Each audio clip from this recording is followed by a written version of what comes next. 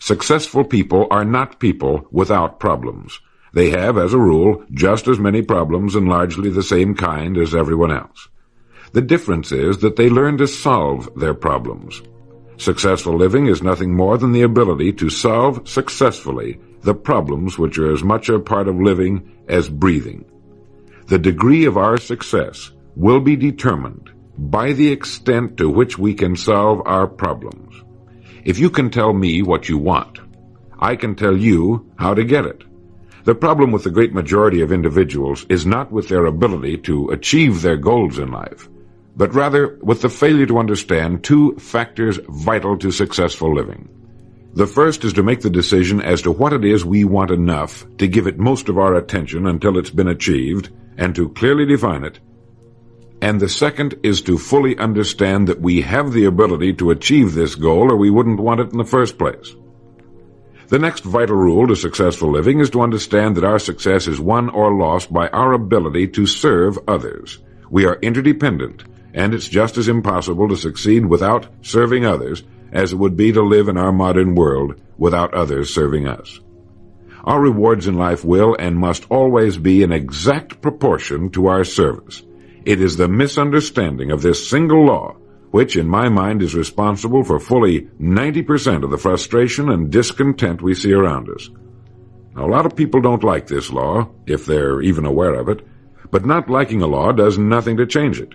The basic laws of nature and economics are unchanging. If we're out of step with them, we are, as Thomas Huxley put it, checkmated, without haste, but without remorse. But to those who know and work with the laws, he said, they are paid with the overflowing sort of generosity with which the strong delight in strength. If a person doesn't like his income, all he has to do is take a good long look at his service. Look where you will find this law in undeviating operation. Our rewards will always be in exact proportion to our service. This is the law, then, that lies as the supporting structure of economics and personal well-being, so fix it in your mind. All attempts to sidestep or in any way avoid this law will result in frustration and failure. So this brings up the question, if what I want is more than I now have, how can I increase my service in order to earn it? Well, whom do we serve? We serve people. So let's take a moment to try to understand people. The more we understand them, the better we can serve them. I think of an adult human being as a grown child, doing his best to play for the first and last time on earth this game called life. The extent to which he learns the rules of this mighty game will determine his success. But right here we run into an historic and exasperating fact. People down through the centuries have, with the most amazing consistency, divided themselves into two groups. One group contains about 5% of any given population. The other group contains the remaining 95%. Neither of these two groups is any better than the other. But one thing separates them.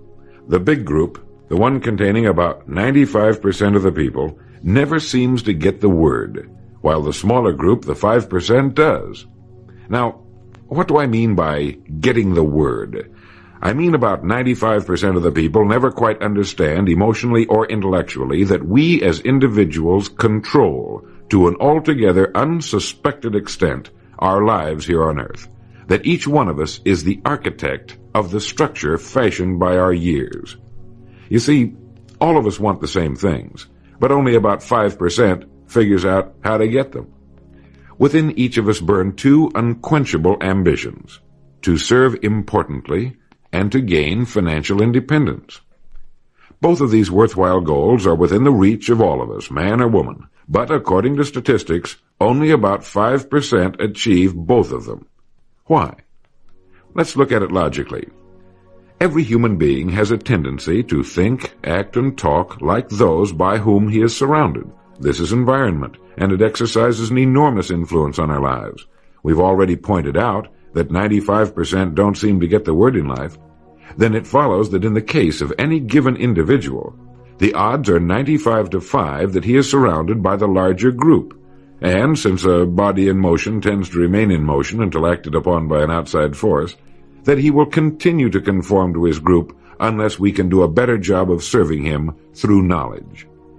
The failure of most people to live successfully is not caused by their lack of abilities, far from it, but rather in their failure to decide what it is they want, and understanding that our wants are governed by our talents and abilities, and that we are divided into two groups of roughly 5% and 95%, and that it's the 5% group which is successful.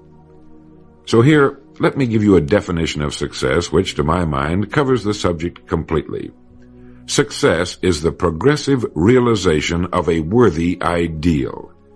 That is, anyone who knows where he is going in life is a success. At the moment he makes the decision of what it is he intends to accomplish, of what it is he considers a worthy ideal, he is successful. Once this goal has been accomplished, he is again, by our definition, a failure, until he establishes a new goal toward which to work.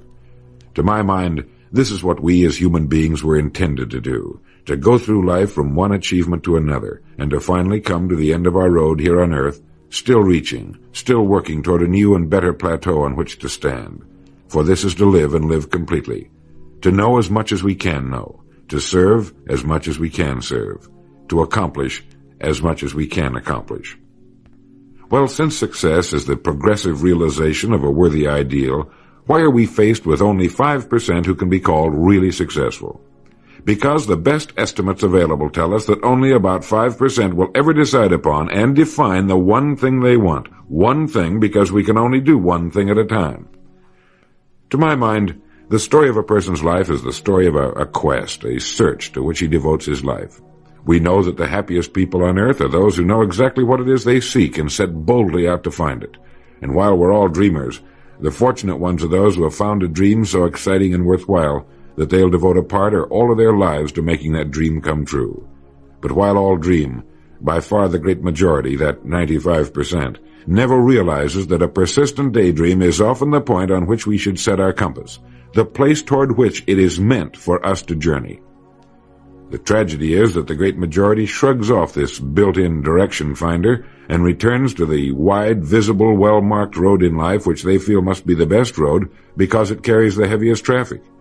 Well, let's make this point clear. The road in life with the heaviest traffic is not the best road to follow, for it is the road of the 95%. It is the road with no more opportunity, and with 19 times as much competition. Of all the billions of human beings who've lived on Earth, all great advances, all great ideas have come from just a handful, a few thousand out of billions. Now, how have the people as a group reacted to the great ideas? Every great leader and thinker, from Socrates to the Wright brothers, has been scorned, ridiculed, poisoned, imprisoned, stoned, pilloried, burned at the stake, or crucified. Mankind as a group has made a consistently grisly game of tormenting his saviors. Why? Lack of information. Lack of knowledge. It comes from following the wrong crowd. What can we learn from all this as individuals? Two things. One, to amount to anything as individuals, we've got to be individuals. We've got to have individual goals, individual thinking, individual action. And two, we must never conform to the great mass of people. We must love them, help them, for our joy and success will be determined by the extent to which we serve them.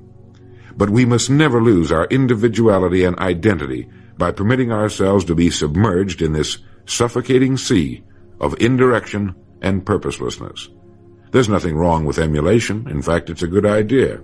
So long as we emulate a person who represents that which we wish to become, but never the crowd, never the 95%. We are what we think about. Our minds, our thinking controls our destinies here on earth to a degree totally unsuspected by the great majority of people. When you think about it a moment, it becomes so obvious, so clear and simple. Well then, if we become what we think about, and if we can control our minds, we can pretty well tell our own future. And that's the point I want to make. That's what I meant when I said earlier that each one of us is the architect of the structure fashioned by our years. This means that if we're confused about what we wish to become or accomplish, our lives, our environment will mirror that confusion. It also means that if we know what it is we seek, that it must be accomplished. barring an act of God or a catastrophe over which we have no control, we as individuals can call our own shots for the rest of our lives. We can know what it means to go through life from one success to another, to play life according to the rules and reap the rewards. We can know what it means to have peace of mind and live calm, cheerful, successful lives. You are at this moment the sum total of your thoughts to this point, for there is nothing else you can be. And 5 years from now, you can be and have anything you set your entire mind and heart upon. Succeeding in life has always been a matter of doing that which the great majority does not do. Now let's keep this in mind as we get into this business of goals. It isn't that I want to make an invidious comparison between the 5% and the 95%, not at all. That's just the way it is. And if we don't recognize it, it will be to our cost. At the beginning of this record, I made the statement, if you can tell me what you want, I can tell you how to get it. You see, the trick is not in achieving our goals, it is in establishing them. A ship would never leave a harbor if it did not have a destination. An industrial plant would never open its gates if it did not have a product or a purpose.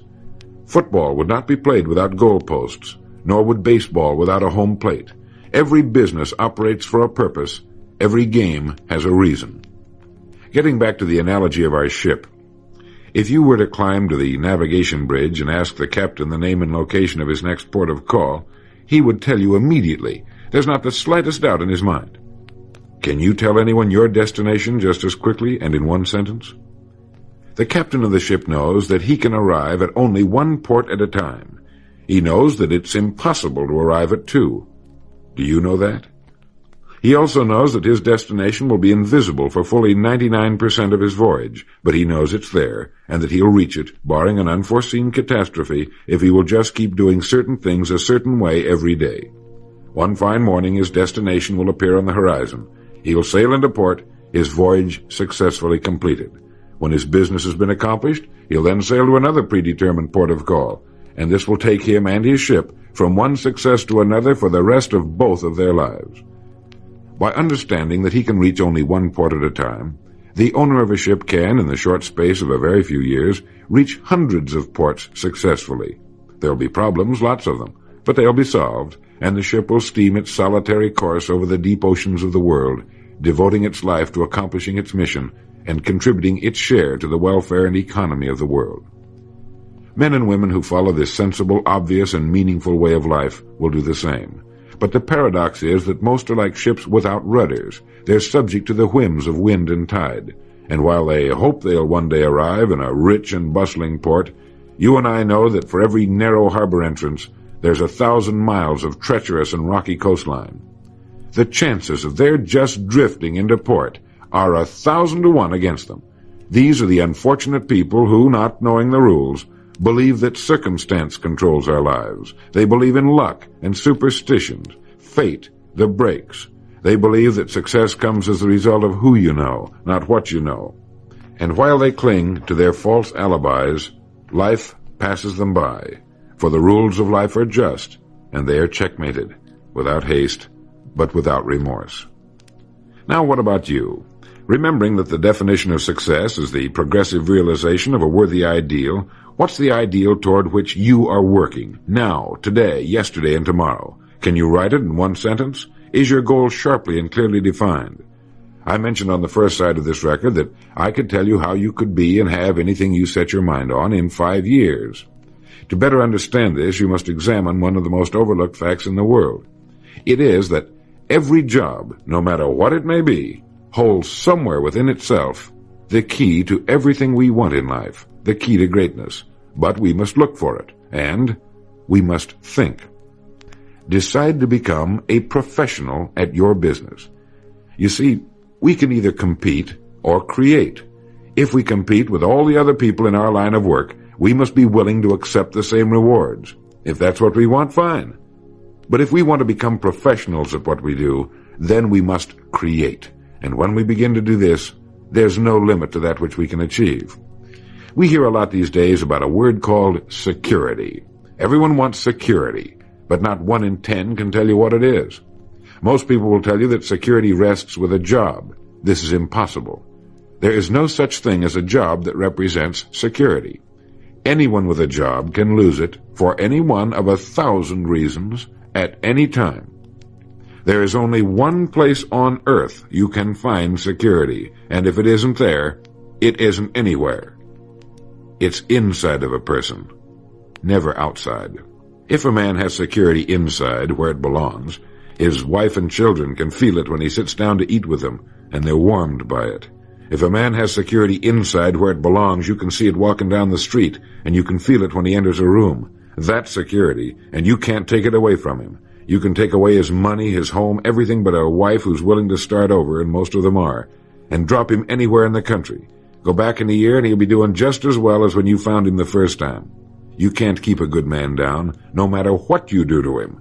Like cream on milk. You can shake it all day, but just set it down for a while and it'll bounce right to the top again. This man or this woman has security, where it belongs. And do you know where it comes from? It comes from doing what we do for a living surpassingly well.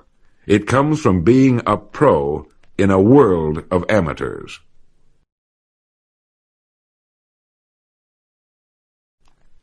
Becoming a pro isn't difficult. It comes from knowing what to do with time. It comes from knowledge, planning, and working.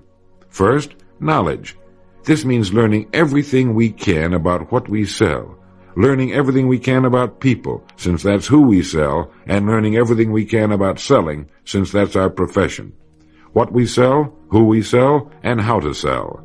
Those 3 subjects would fill a large library, but we can take things one at a time, and by devoting an hour a day to study, we can become outstanding professionals in 5 years or less.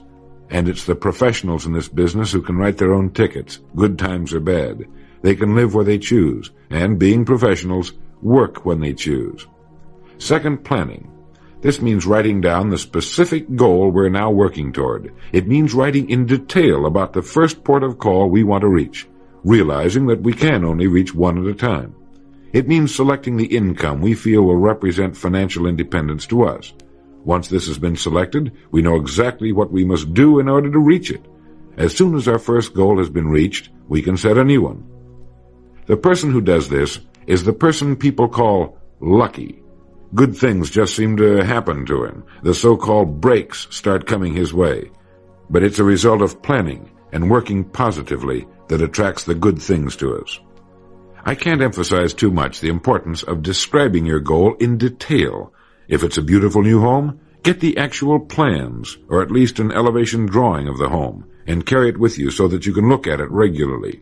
If it's a certain amount of money, write down the specific amount for the coming year to the penny, and then work your plan. Whatever your goal may be, write it down in detail. Then you're like the ship. You're on course, and you reach more successful ports in a few years than most men do in a lifetime. And third, working. Working more than the average, if we're going to achieve more than average results, is necessary, of course. But with proper planning and with knowledge, it seems easy. Moreover, to work, we need energy, and energy is inextricably linked to desire. Unless we have a desire to do a certain thing, we find ourselves without the energy. But you will never find desire without energy.